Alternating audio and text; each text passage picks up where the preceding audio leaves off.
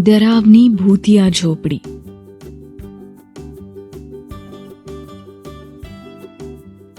गीतेन छुट्टियों में अपने दोस्त रोहन के साथ अपने मामा सुरेश के गांव गया था। दोनों दोस्त पूरा दिन गांव में घूमते रहते थे। मामा का घर भी बहुत बड़ा था। घर के पीछे हरा भरा खेत था। गीतेन और रोहन को उस खेत में घूमना बहुत अच्छा लगता था। उस खेत के थोड़ी दूरी पर एक झोपड़ी थी।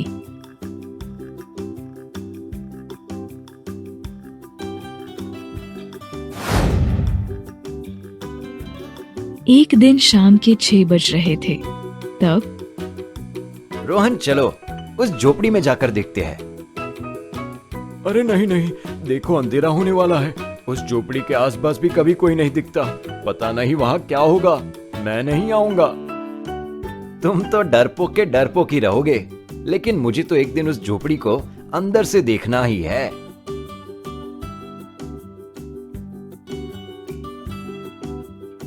गीतेन और रोहन उस झोपड़ी के बारे में बात कर ही रहे थे कि तभी सुरेश वहां आया और उसने कहा,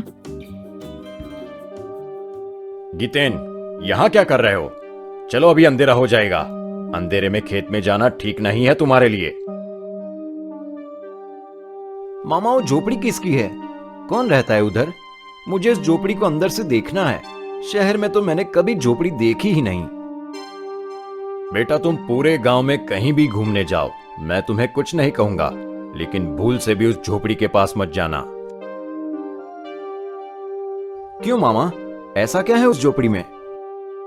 बेटा, अब ये सच है या नहीं मैं नहीं जानता, लेकिन लोग कहते हैं कि कुछ सालों पहले उस झोपड़ी में एक चाची रहते थे। उन दोनों का कोई नहीं था। एक बार वो बीमार हो गए। उनसे खाना भी नहीं बन पा रहा था। वो लोग झोपड़ी के अंदर से ही बोलते थे कि कोई खाना दो, कोई खाना दो, लेकिन उनके पास कोई नहीं जाता था, क्योंकि वो दोनों काला जादू करते थे। उनके पास तंत्र मंत्र की विद्या थी। अगर कोई उनके पास जाता तो अपने काले जादू से उनको वश कर लेते। कुछ दिनों के बाद उन दोनों की मौत हो गई। सब गांव वाले उनसे डरते थे, इसलिए उनका अंतिम संस्कार करने भी कोई नहीं गया था। एक बार एक गांव वाला उस रास्ते से गुजर रहा था, तब उसे कुछ आवाज आई। जब वो उस झोपड़े के अंदर झांकने लगा, तब किसी ने उसे अंदर से खींच लिया। उसके बाद उस गांव वाले को किसी ने नहीं देखा। बाप रे, ये तो बड़ा ही डरावना है।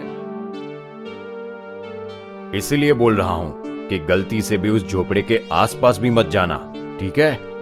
अब चलो घर। सुरेश की ये बात सुनकर गीतेन और रोहन ने उस झोपड़ी के बारे में सोचना छोड़ दिया। दोनों घर आ गए। फिर एक दिन गीतेन अकेला था। शाम का वक्त था। तब रोहन वहां आकर, अरे गीतेन, यहाँ अकेले क्या कर रहे हो? कुछ नहीं यार, बोर हो रहा था और तुम सो रहे थे, इसलिए यहाँ आकर बैठ गया। बोर हो रहे तो चलो, आज हम उस झोपड़े में चलते हैं। क्या? उस डरावने झोपड़े में? अरे तुम जैसे डरपोक में आज इतनी हिम्मत कहां से आ गई कि तुम खुद आकर मुझे बोल रहे हो उस झोपड़े में चलने के लिए? पता है ना मामा ने क्या बताया था उस झोपड़े के बारे में? अरे याद है मामा ने क्या कहा था, लेकिन तुम ही मुझे हमेशा डरपोक बोलते रहते हो, इसलिए मैंने सोचा कि आज तुम्हें दिखा ही दूं मुझ में कितनी हिम्मत है। चलो। गीतेन और रोहन उस झोपड़े के पास जाते हैं। उस झोपड़े के बाहर एक लाइट जल रही थी। उन दोनों के पास जाते ही वो लाइट अचानक जलने बुझने लगती है।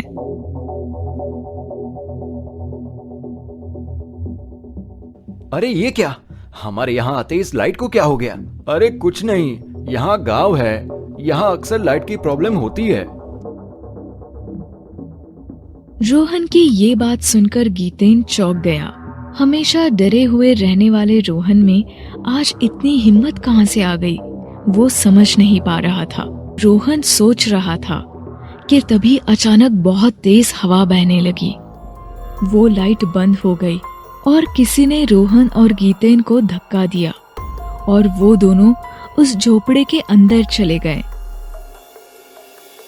झोपड़े के अंदर घना काला अंधेरा था और उस झोपड़े से बहुत अजीब बदबू भी आ रही थी। उस अंधेरे में गीतेन को रोहन कहीं दिखाई ही नहीं दे रहा था। रोहन, अरे रोहन कहाँ हो तुम? कितना अंधेरा है यहाँ, मुझे तुम दिखाई नहीं दे रहे हो। अरे रोहन, आवाज तो दो। गीतेन बोल रहा था कि तभी उसे एक भयानक आवाज आई। आ गए तुम? क्या खाना लाए हो हमारे लिए? अरे वाह, खाना आज कितने दिनों के बाद मिलेगा। चलो चलो, जल्दी खाना दे दो। उस आवाज को सुनकर गीतेन के पैरों तले जमीन खिसक गई। धीरे धीरे गीतेन के सामने दो काले साए आ गए। वो दोनों साए गीतेन के आसपास घूमने लगे। गीतेन बहुत डर गया। उसका पूरा शरीर पसीने से भीग गया था। फिर अरे खाना दो हमें जल्दी, नहीं तो हम तुम्हें खा जाएंगे। दे दो खाना। मेरे पास खाना नहीं है। क्या खाना नहीं है तो यहाँ क्यों आए हो तुम? अब तुम्हें सजा मिलकर रहेगी। फिर भूत और चुड़ैल दोनों गीतेन की गर्दन पकड़ लेते हैं। बचाओ, कोई है? रोहन, कहाँ हो तुम? मामा, बचाओ कोई मुझे, बचाओ कोई मुझे इन भूतों से, बचाओ। गीतेन चिल्ला रहा था। तभी उसके सामने मामा एक तांत्रिक के साथ उस झोपड़े में आ गए। उस तांत्रिक ने उस झोपड़े के ऊपर अभिमंत्रित जल डाल दिया। फिर वो दोनों भूत गायब हो गए। सुरेश गीतेन को उस झोपड़ी के बाहर ले आया। मैंने तुम्हें कहा था ना कि इस झोपड़े के आसपास भी मत आना। देखा इस झोपड़े में आने का अंजाम। अरे ये दो भूत किसी को भी नहीं छोड़ते। वो तो अच्छा हुआ कि मुझे ये तांत्रिक बाबा मिल गए, नहीं तो पता नहीं आज क्या हो जाता। अब चलो, घर चलो। मामा, आपने मुझे तो बाहर निकाला, लेकिन रोहन वो तो अंदर ही है। क्या? अरे ये क्या बोल रहे हो तुम? रोहन तो घर में है। उसके सर में दर्द हो रहा था, इसलिए सो रहा है। क्या? अगर रोहन घर में है तो फिर वो कौन था जो मुझे रोहन बनकर उस झोपड़े में ले गया? बेटा आज अमावस है, आज इन भूतों की शक्ति बढ़ जाती है और ये दोनों तो काला जादू करने वाले भूत हैं। जरूर इन दोनों ने अपनी शक्तियों से तुम्हें ऐसा दिखाया कि तुम्हारा दोस्त तुम्हारे साथ है। तुम्हारा नसीब अच्छा था कि हम वक्त पर पहुंच गए। ये सब बातें सुनकर गीतेन को चक्कर आने लगे। सुरेश उसे घर ले आया। उस दिन के बाद गीतेन ने कभी भी उस भूतिया झोपड़ी के यहाँ ना जाने की ठान ली।